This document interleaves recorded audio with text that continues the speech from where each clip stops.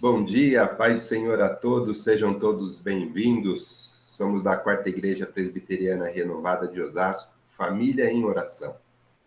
Estamos estudando o livro de Romanos. Hoje a gente vai estudar o capítulo 9, está muito bom também.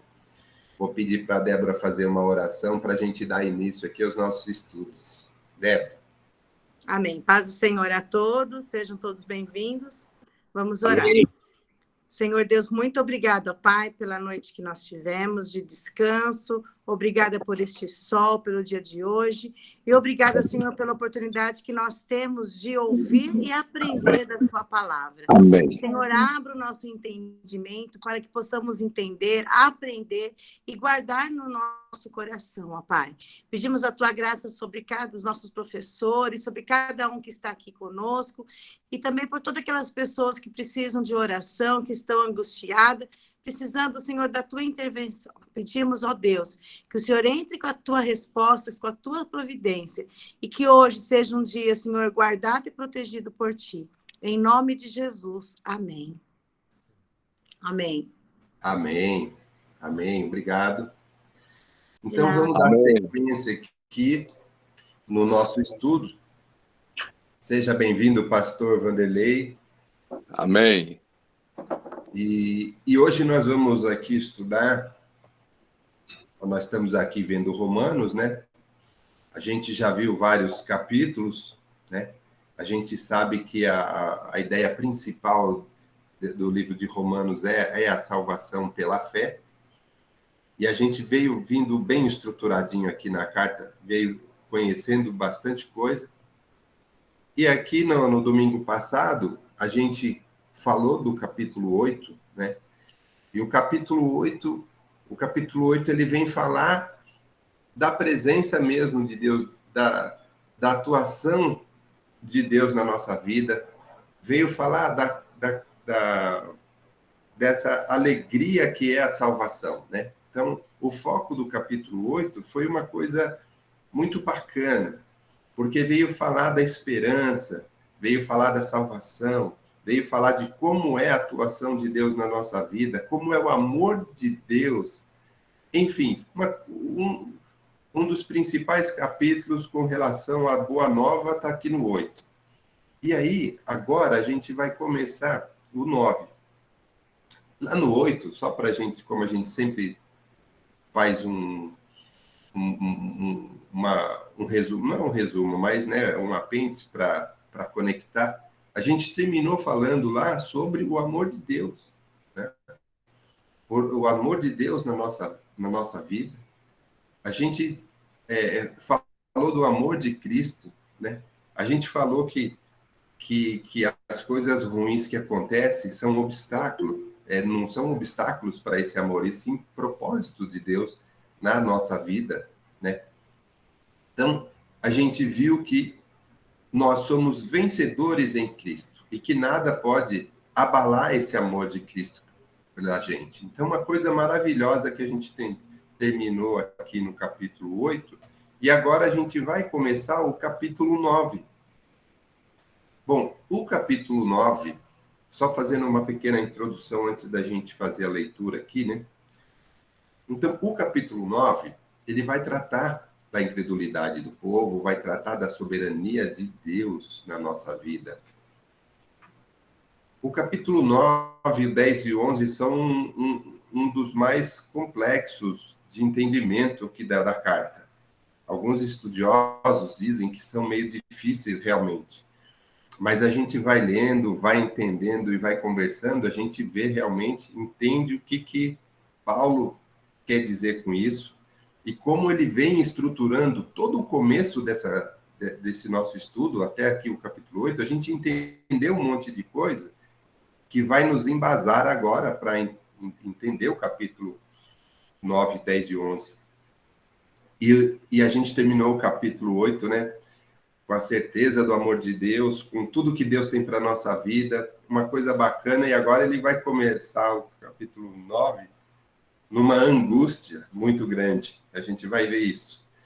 A gente vai sentir a angústia, o sofrimento de Paulo diante do povo judeu. A gente vai entender isso, né? também é bom enfatizar, né? Que esses três capítulos, eles falam da soberania de Deus. Eles falam de que Deus, ele tem o controle de tudo. Cabe somente a ele as decisões, o julgamento, a justificação. Então, Paulo deixa isso muito claro, e ele reduz a gente, assim, ele coloca a gente no nosso lugar, que a gente está praticamente... Nós somos criatura, não somos o Criador. Ele deixa isso muito claro entre a diferença entre nós, que é criatura, e Deus, que é o nosso Criador. Porque, assim, ele quer deixar isso claro, ele deixa isso claro, porque os judeus não poderiam pensar que eles eram os tais, os religiosos, eles tinham domínio da lei, tinha a religião tal, e já estava tudo bem, estava salvo. Não, Deus é acima de tudo, Deus é o soberano e vai fazer do jeito dele. E nós vamos ver isso nesses capítulos. Então, só para a gente... eu gosto de contextualizar um pouco, porque vai ser importante. Esses 3 capítulos são muito importantes no nosso estudo. O capítulo 9 é um dos mais importantes dentro desse estudo. Então, a gente vai, sim, falar um pouco, vai ler e vai falar um pouco de estrutura também, tá bom? Porque no capítulo o 9, o 10 e o 11, eles tratam da soberania de Deus, mas ele faz uma analogia assim, ó, o capítulo 9, ele vai tratar da incredulidade, ele vai tratar do fracasso de Israel, ele vai tratar da eleição do povo. E no capítulo 10, ele vai tratar da culpa de Israel, da responsabilidade de Israel nisso. E no capítulo 11, ele vai falar o para frente.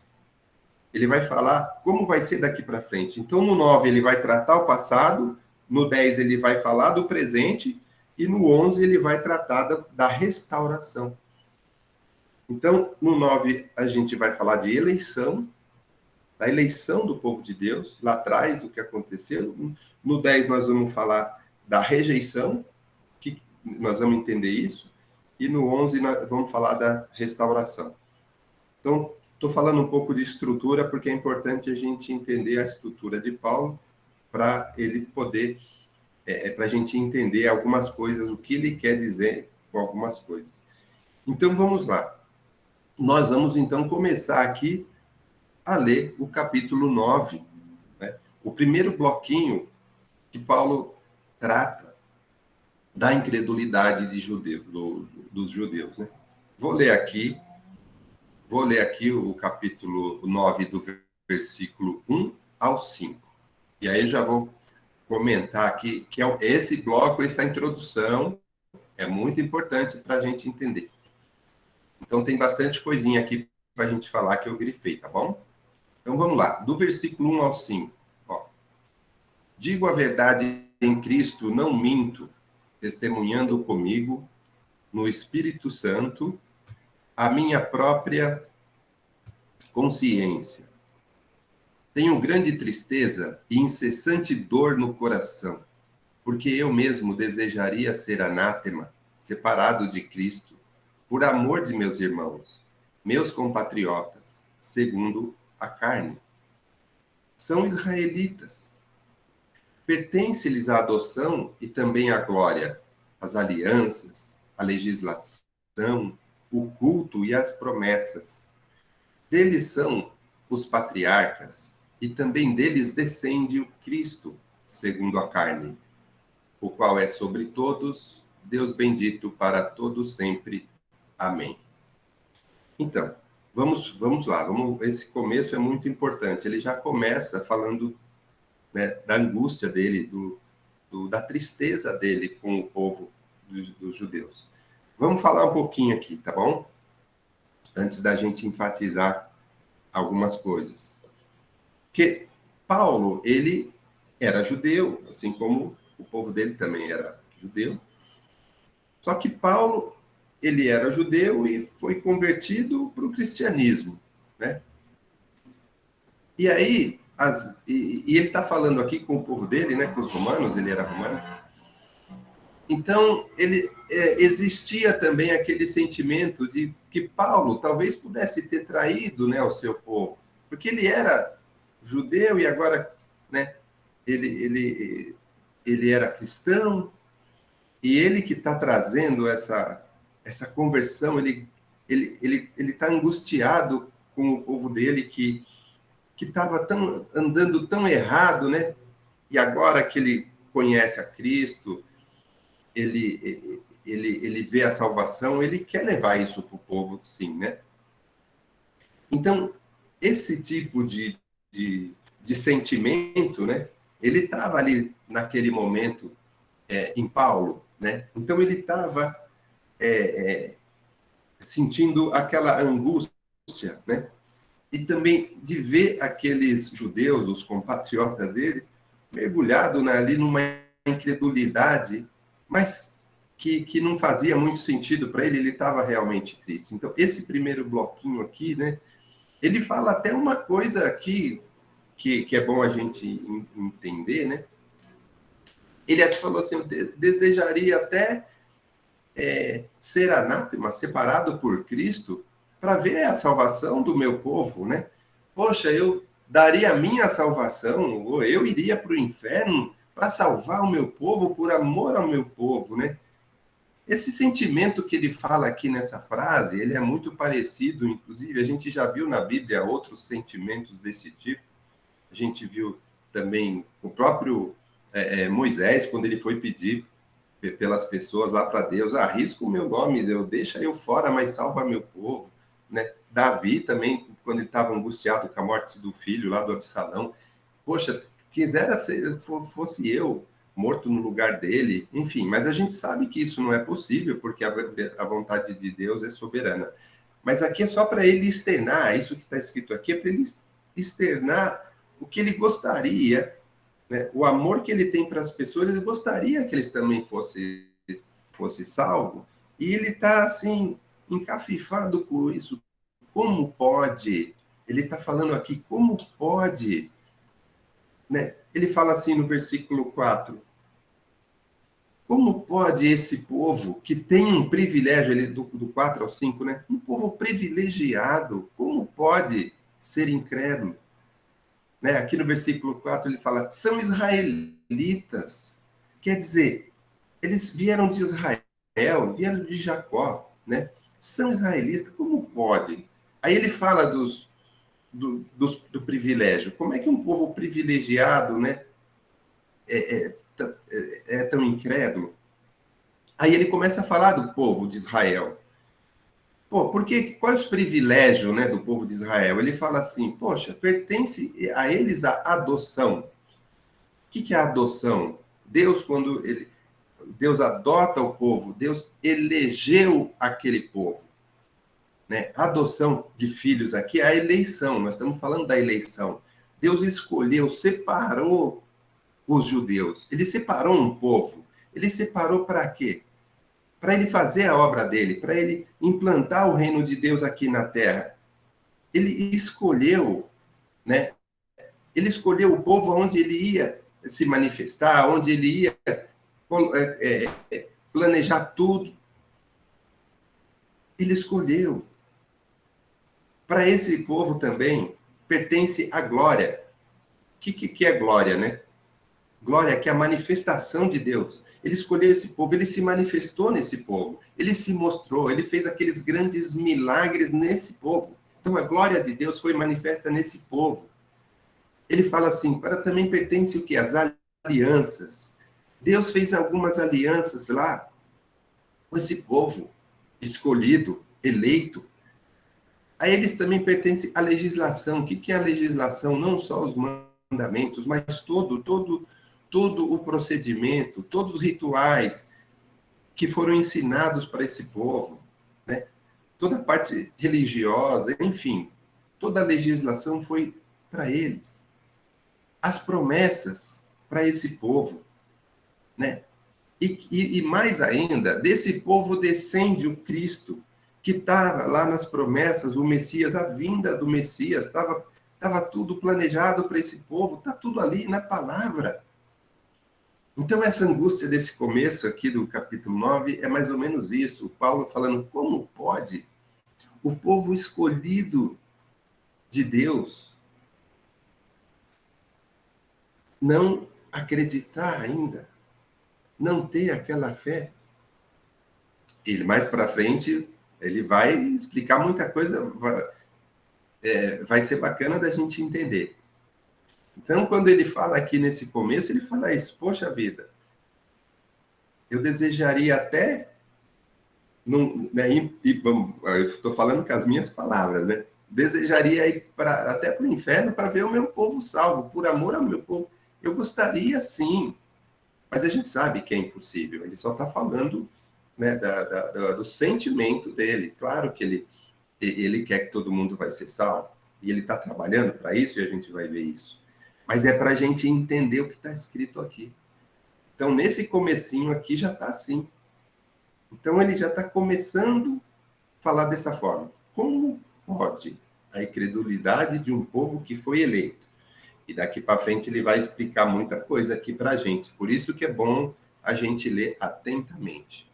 Aliás, eu quero aqui dar uma sugestão, pessoal. Toda vez que a gente for estudar um capítulo, seria bom dar uma lida antes. Por exemplo, no domingo que vem vai ser o capítulo 10. É sempre bom dar uma primeira lida, porque na primeira vez a gente não vai entender muito bem. Só depois da hora da gente conversar e entender algumas coisas é que vai ficar um pouco mais claro. Bom, esse aqui foi a introdução. E agora, ele vai falar no próximo bloquinho, ele vai falar das promessas de Deus. Será que Deus falhou nas promessas? A gente vai ver isso. Mas antes de passar para o próximo bloquinho, eu sempre vejo aqui, né, quem... eu vou passar aqui a bola. Edgar quer falar alguma coisa? Se alguém quiser comentar antes de eu passar o próximo bloco. Marcelino, nós temos aí várias, quer dizer, um capítulo bem rico, né, de estrutura, de citações do Velho Testamento, de informações que a gente remete àquele povo que tinha esse conhecimento de tudo isso que ele vai citar durante outros textos, né? Era um povo que conhecia. Então a gente vai ver assim muitos exemplos práticos para o dia de hoje, né? A gente vai ver até exemplos, vai chegar ao ponto de ver exemplos até de que muitas pessoas falam, puxa, eu nasci dentro da igreja, eu sou filho de pastor, ou eu sou isso ou aquilo na igreja.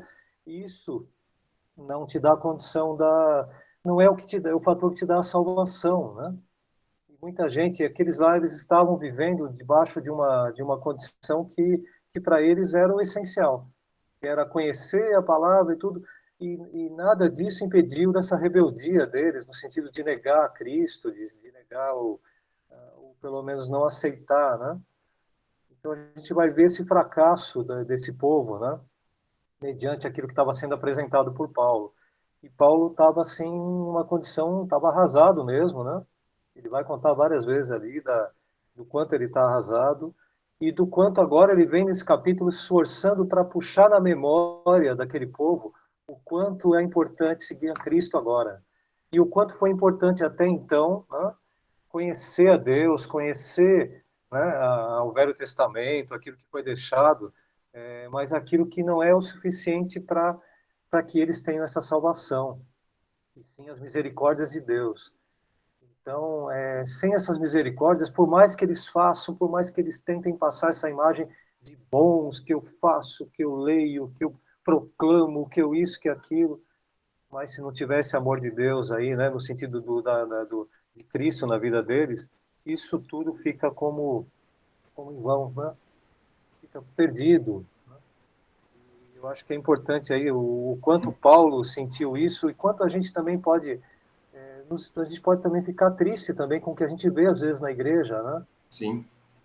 Pessoas muito ligadas à doutrina, muito ligadas àquela coisa muito cultural e muito, mas como meu pai era pastor, agora eu estou salvo, né? Não, ele não fala isso, mas parece que dá uma condição, dá uma carteirada, como diria, né? E olha, eu estou salvo aqui, ó, a carteira de salvo, e não é isso, né? E ele vai mostrar muito isso durante os textos, muito essa tristeza, essa frustração. ele vai até, a gente lembra de Moisés lá com o povo dele também, falando, puxa vida, eu queria, né, assim, a grosso modo, quero morrer, mas eu não quero que, né, esse É, povo caia nessa situação também. Paulo está isso. falando a mesma coisa do povo dele. Mesma coisa que Moisés. Uma É, tristeza muito grande. E o que é, pode acontecer com o povo hoje em dia também, né? Você vai encontrar as igrejas muito focadas na parte teórica, mas na parte que vem ali de Cristo afastado. Tem igrejas que passam, às vezes, um ano sem falar de Cristo. Possivelmente mais que um ano, uma vida sem falar de Cristo. Muito da história, agora conhecemos toda a história e tal, tal. E as pregações não mesclam, não tem Cristo na pregação, não tem a salvação, não tem o arrependimento, não tem as boas novas, para aqueles que até estão dentro da igreja, relembrando isso tudo o tempo todo. é, Quantas igrejas não relembram o sacrifício de Cristo? sim. Quantas igrejas não relembram aquilo que conquistamos na cruz? Quantas igrejas vêm Isso, simplesmente falando o tempo todo daquele texto antigo que é importante conhecer, mas que não é o fundamental para a salvação e que não vem a ser, né, para nós exato. aqui. O importante é Cristo. Isso é o que vai nos levar à salvação. E ele vem mostrando ali, a gente pode mostrar hoje para a igreja também, eu, você, todos que estão É, na igreja ali, o tempo todo relembrando, trazendo na memória o que nos traz, né, é. essa salvação e o que nos traz essa graça, né? Por isso, Legal isso, um texto muito legal. esse capítulo 9 vai ser muito importante para nós todos, né? Claro, porque ele nos reduz a nada para que Deus seja tudo, para que a gente entenda Misericórdias, né? isso. E As mais, misericórdias, né? isso, e mais, ele fala que, e sendo assim, é melhor para a gente, porque Deus tem a misericórdia, e Deus tem algo tão grande, tão maravilhoso para a gente precisa entender isso, e que não é a nossa vida aqui terrena, a nossa vida aqui seguindo algumas regrinhas que vai ser suficiente.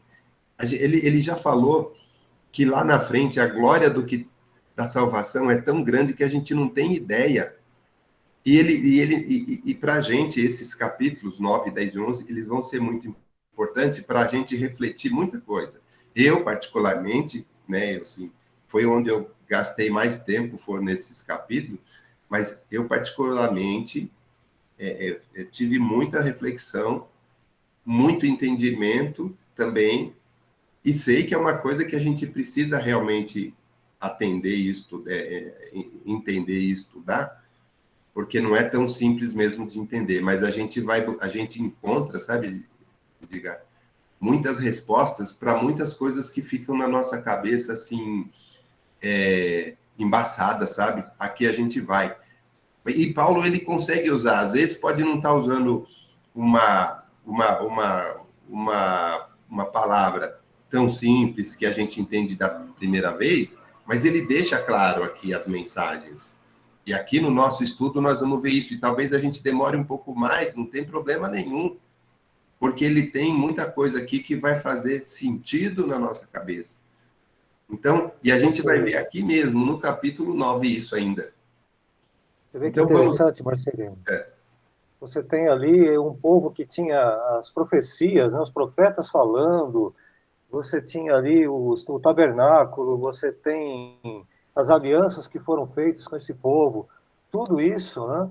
Tudo isso aí, mesmo assim, com todos esses privilégios de terem conhecido, terem sido eleitos ali, né? Escolhidos como um povo, né? Escolhido, e mesmo assim pairou sobre eles essa rebeldia, né?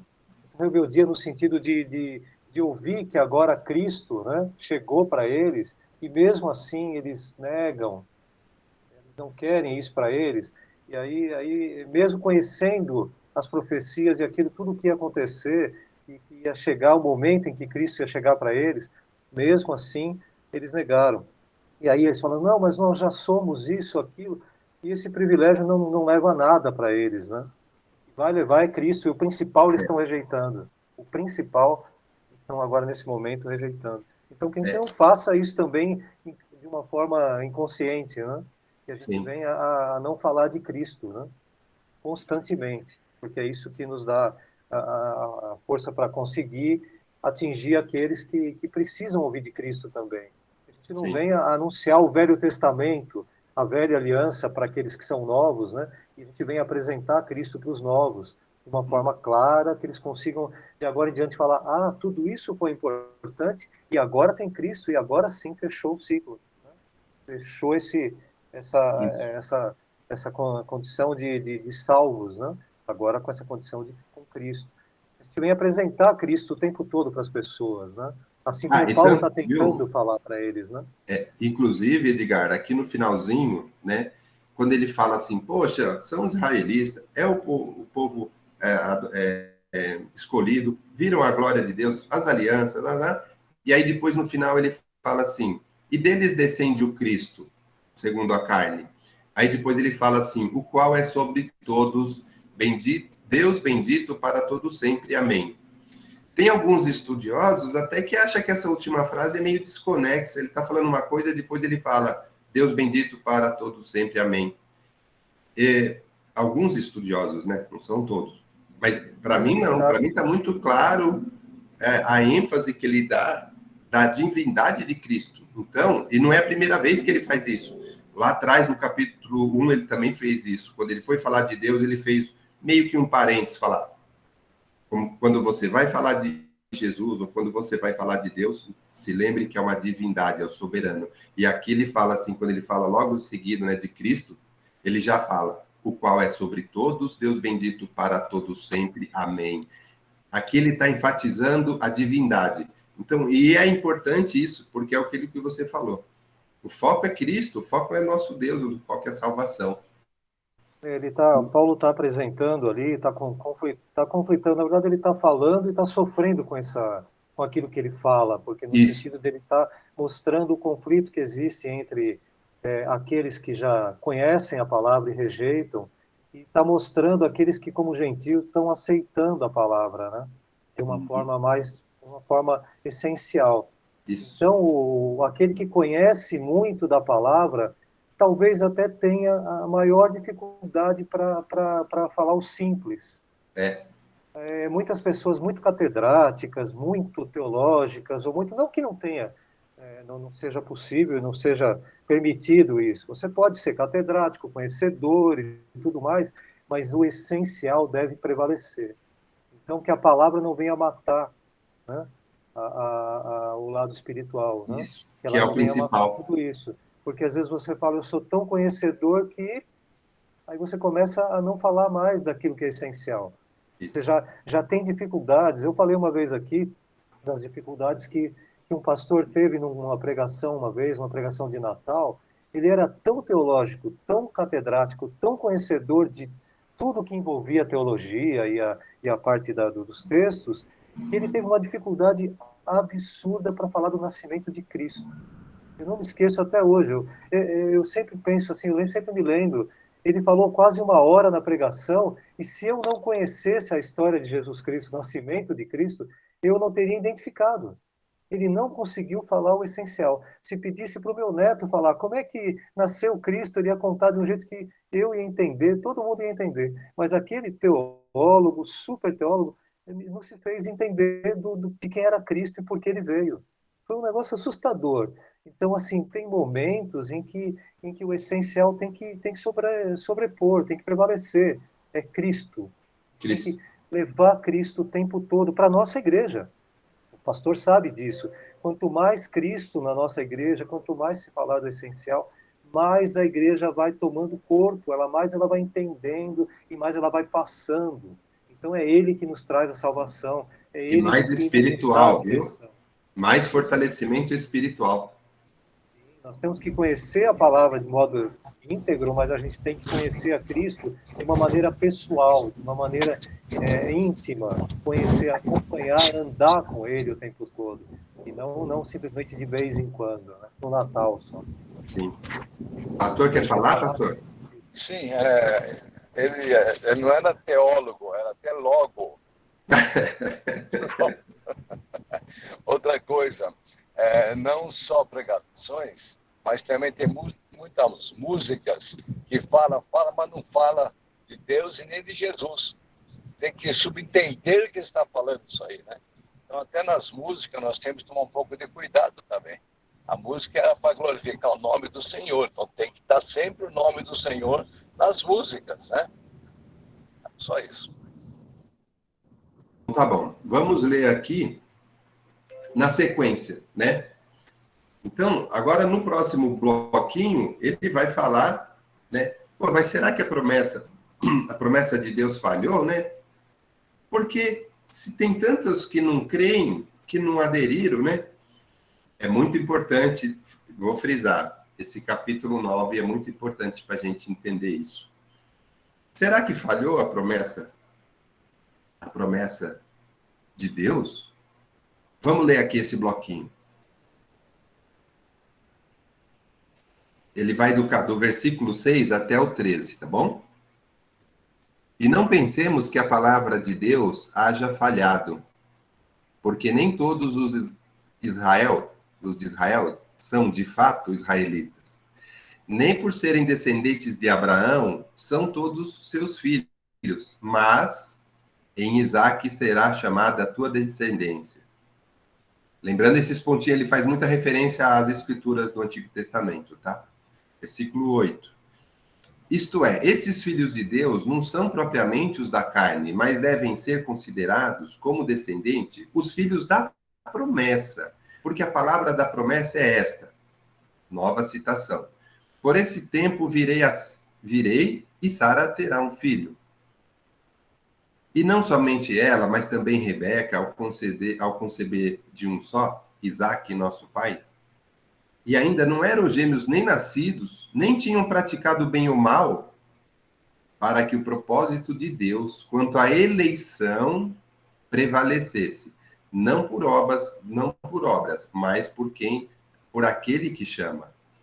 E já foram dito a ela, lá no passado, de novo ele cita, o mais velho será servo do mais moço. Como está escrito, amei Jacó, porém me aborreci de Esaú. Olha só, esse trecho aqui, quando ele vem falar, mas será que falhou, né, a promessa de Deus? Não, não falhou, não. Aí ele deixa muito claro que nem todos os escolhidos são, de fato, os geneticamente nascidos de Jacó. Ele começa a deixar claro aqui sobre a questão dos filhos da promessa, sobre a fé de Abraão, que os filhos têm que ter. Então, é muito importante que ele fala aqui que nem todos são de fato israelitas. Que ele fala assim, não são de fato os escolhidos. E ele está começando a falar sobre...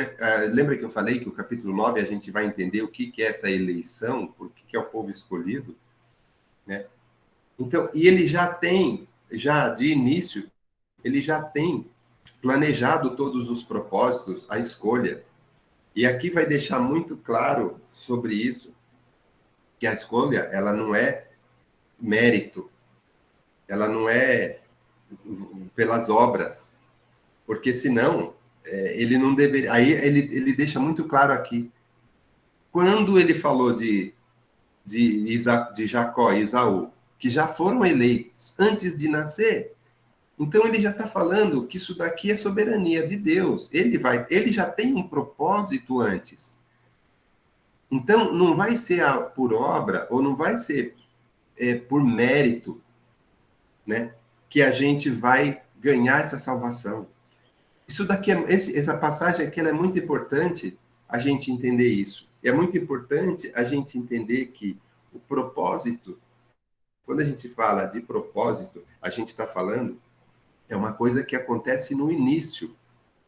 Quando a gente fala de mérito, é uma coisa que acontece no final. Então, se você fizer assim, assim, assado, cumprir essas regras, tal, então você será... Não!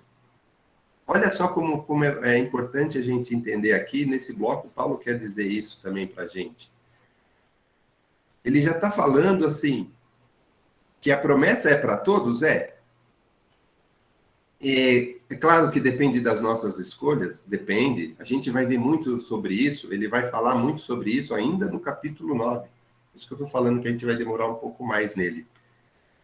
Mas ele está deixando muito claro aqui sobre um propósito de Deus, a eleição. Quando Deus tem um propósito na nossa vida, isso serve para a gente. Deus já tem, a gente já sabe o propósito de cada um. E Deus já deixou isso aqui claro antes de Jacó e Esaú nascer. Então, a eleição, o propósito de Deus, a soberania dele, ela já acontece antes, não depende da gente. Se dependesse da gente, se fosse por mérito, seria lá no fim. Você faz isso, isso, isso, e lá eu te dou isso. Exemplo. Bom, se eu obedecer certinho a lei, se eu fizer isso, isso, isso, e se eu fizer isso, isso, lá na frente, Deus vai me dar o dom do ensinamento, por exemplo. Não. Quando Deus me criou, exemplo, né? Se Deus já me deu um propósito, já deu um propósito, já tem um propósito na minha vida. Que eu vou desenvolver ou não. E aqui é a mesma coisa, ele está deixando isso. Ele está querendo dizer que não é por obras, porque assim, porque não é a gente que decide. Dependendo do que eu fizer, é o que eu vou ganhar lá na frente. A salvação, ela é de graça. Então, quando ele fala aqui sobre as promessas de Deus, ele fala que ela não falhou, não. Ela não falhou, não. Existem aqueles que não creram, existe aqueles que creram, existem aqueles que foram fiéis ao propósito de Deus. E a gente vai ver isso. E, inclusive, mais para frente um pouco, ele até vai falar, e se não tivesse isso, ia ser igual Sodoma e Gomorra. A gente já vai ver isso lá na frente. Mas o que esse bloco deixa claro aqui para a gente é isso, que o propósito de Deus é soberano e já está feito desde o início. Né? E quando ele fala assim, amei Jacó, me aborrecia Esaú, aqui não é... Aqui é que ele está querendo dizer de eleição mesmo. Ele elegeu um, né, em detrimento ao outro. É uma questão de escolha soberana. Assim como ele escolheu um povo, ele falou, bom, eu preciso escolher um povo de Israel, né, aonde eu vou me manifestar, onde eu vou implantar o meu reino aqui na terra. Ele tem que escolher algo, né? É claro que não foi todo mundo que deu certo. Mas Deus, ele não é injusto, não. Deus é soberano, né? Ele não é injusto. A gente vai ver isso aqui também. A gente vai falar... Aqui a gente está falando da promessa. No próximo bloco nós vamos falar da justiça de Deus. E essa incompatibilidade com o povo de Israel, essa falha não existe. Então, aqui ele está deixando isso bem claro, nesse bloquinho, que a eleição, né, que o propósito de Deus, ele não é por mérito. Porque se fosse, tinha que ser no fim, não no começo. Então, ele já está falando que a eleição, ela é no início. Então, e que Deus é soberano. Então, é isso que ele quer deixar claro, e no decorrer aqui ele vai deixar isso claro. Quer falar mais alguma coisa antes de ir para frente, Edgar? Serena, a gente tem ali, ele vai fazer 4 perguntas ali, né? Ele tem 4 questionamentos foram feitos, que se as promessas falharam, como você falou, se Deus foi injusto. Depois ele coloca a culpa na questão de que foi Cristo, então, quer dizer que Deus, então, imputou culpa sobre nós. É um outro questionamento que ele faz. E depois ele vem falando sobre tudo isso de uma forma que ele direciona a pedra angular. Então ele fala, puxa, vocês rejeitaram essa pedra. Então ele começa a explicar também. Ele questiona e depois ele já explica. E uma coisa que ele fala muitas vezes ali nesse trecho, nesse texto, é sobre a questão da descendência, né? A gente não está ligado à etnia e nem genética para essa salvação. Não está ligado à descendência sua e não na descendência de carne, mas sim da promessa. Que Deus prometeu para você não está ligado à sua descendência física, da sua descendência de etnia, de onde você veio, se a sua família é toda de evangélicos ou não, se é cristão ou não está ligado a isso.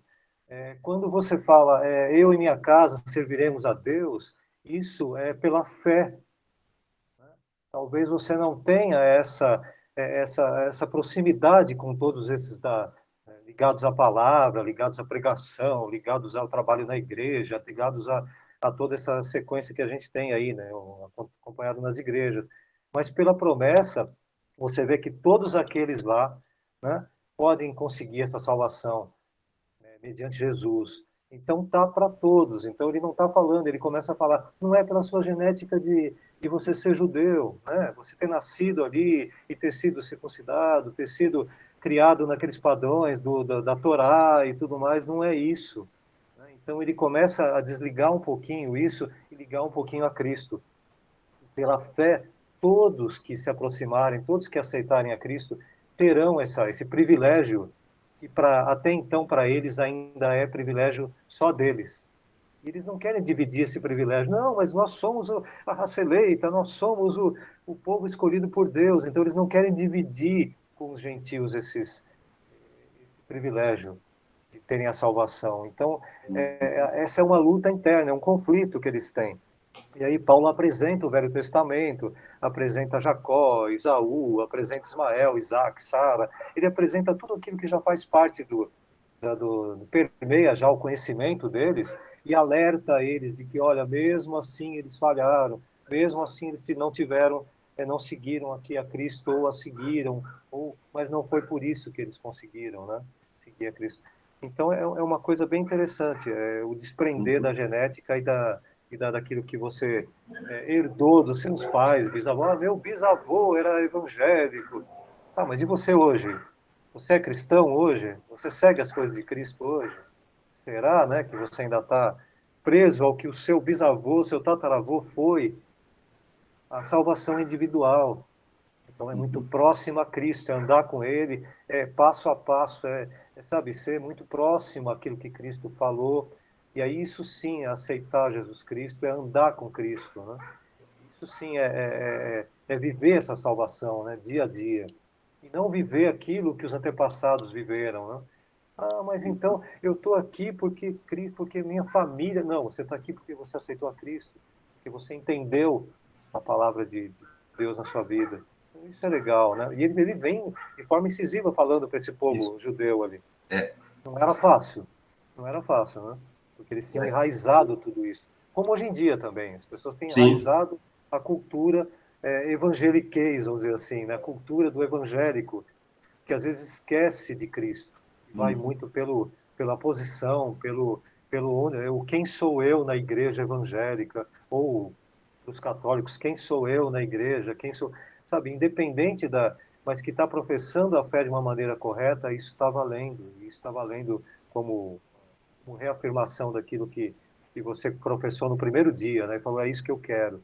E até o último dia você continua relembrando tudo isso. Sim. Isso é legal, né? E ele fala para os judeus ali, né? Eu queria só reforçar, inclusive, aqui, antes da gente passar para o próximo bloco, que vai ser para domingo que vem, dado o horário. Aqui no versículo 11, pessoal, vamos ler aqui a parte que eu grifei, porque isso aqui é muito importante, né? Quando o versículo 11 ele fala assim, que ainda não eram os gêmeos nascidos, nem tinha praticado o bem ou o mal, né? Mas já foi dito que o mais velho ia servir o mais moço, né? Então, ele já está falando o quê? Para que o propósito de Deus quanto à eleição prevalecesse, não por obras, mas por aquele que chama. Olha só, por que está grifado aqui? Nós estamos falando que é o propósito de Deus quanto à eleição. Quando a eleição que a gente fala aqui é você escolher, né? Esse povo foi escolhido, nós fomos escolhidos por Deus para a salvação. E ele está querendo deixar claro que a eleição ela é feita por Deus, ela é soberana, e ela que prevalece. E não é por obras. Por quê? Porque ele já fez essa eleição no início. Então ele deixou claro aqui isso, né? Ele já fez a eleição no início. Aqui já vem chamando aqui o reloginho ligando aqui, né? reloginho liga aqui para cutucar a gente aqui, né? Então, antes de passar para o próximo bloco, eu queria, né, Paulo deixa bem claro aqui, a soberania de Deus na eleição é dele. E ele quer dizer que não é por obras. Ele quer dizer para o povo judeu que não adianta você fazer um monte de coisa para a salvação. A salvação não é assim. Nós estamos falando da salvação. Ele está falando que a salvação é em Cristo. E esse povo, quando ele fala que foi o povo escolhido, ainda assim não é só a genética, é a fé de Abraão. Os filhos que tiveram a fé que Abraão teve, esses são os escolhidos. Não é a questão genética, ele deixou isso aqui claro nesse capítulo. Né? Então, por isso que eu queria reforçar aqui esse versículo 11, e que Paulo também está reforçando, é isso. A eleição de Deus não é por obra. Então, a nossa salvação não é por obras. É isso que ele está enfatizando aqui com o povo judeu naquela época. Então, antes de passar para o próximo bloco, mesmo porque agora faltam poucos minutos, eu já vou passar a palavra para o pastor Vanderlei fazer oração e fazer os comentários dele. Mas a gente vai continuar, né, no domingo que vem. Se vocês puderem ler esse capítulo 9, vocês vão ver que não é muito fácil, mas ele vai explicando e a gente vai fechar nosso entendimento no final. E depois a gente vai para o 10 e para o 11 dentro da mesma, do mesmo conceito, que é onde ele está colocando a soberania de Deus na nossa vida. Ele explica no 9 Israel no passado, vai explicar o presente no 10 e a restauração no 11. Pastor, quer falar alguma coisa? Não, só vou orar, só que hoje eu estou aprendendo muito com vocês. Esse livro aí não é muito fácil de entender quando se fala sobre salvação, sobre eleição. Há uma confusão muito grande. Isso. Mas vocês estão esclarecendo muito bem, graças a Deus, pela vida de vocês, viu? Então, que Deus possa continuar capacitando você, o Edgar, para estar nos ensinando e ensinando todos que participam da escola, né? Mas parabéns, mais uma vez, viu? Amém. Posso orar ou você vai falar os pedidos de oração? Então, pode orar. Amém. Então, nós vamos clamar a Deus para que esse domingo seja mais um domingo de bênção, né? E que o poder de Deus seja derramado sobre todos. Pai amado, eu quero te louvar, quero te agradecer, meu Deus, por essa escola bíblica dominical, pela vida do Edgar, pela vida do Marcelino, Pai amado, pela vida das pessoas que participam, porque são pessoas que se interessam em aprender a Tua palavra. Pai amado, abençoa a todos, Pai. Pai amado, também quero pedir, meu Deus, a bênção para aquelas pessoas que necessitam de uma cura, de uma libertação. Pai amado, faça esse milagre, Pai amado, em nome do Senhor Jesus Cristo. E abençoe o culto de hoje. Seja uma grande bênção para todos que estarão presentes, Pai. Obrigado por tudo. E a graça do nosso Senhor e Salvador Jesus Cristo, o grande amor de Deus e nosso Pai, a eterna e bendita consolação do Espírito Santo de Deus, venha sobre todos nós agora e para sempre. Amém. Amém. E Deus te abençoe, Marcelino. Amém. Amém. Amém. Shalom Adonai, pastor. Amém. Deus abençoe. Até a noite. A todos. O tema hoje é planos bem-sucedidos. Vamos lá escutar a palavra do Senhor. Amém. Amém. O tema planos bem-sucedidos. Amém. Amém. Pai, Senhor a todos. Bom domingo. Bom Bom domingo. a todos. Deus abençoe. Até logo. Tchau.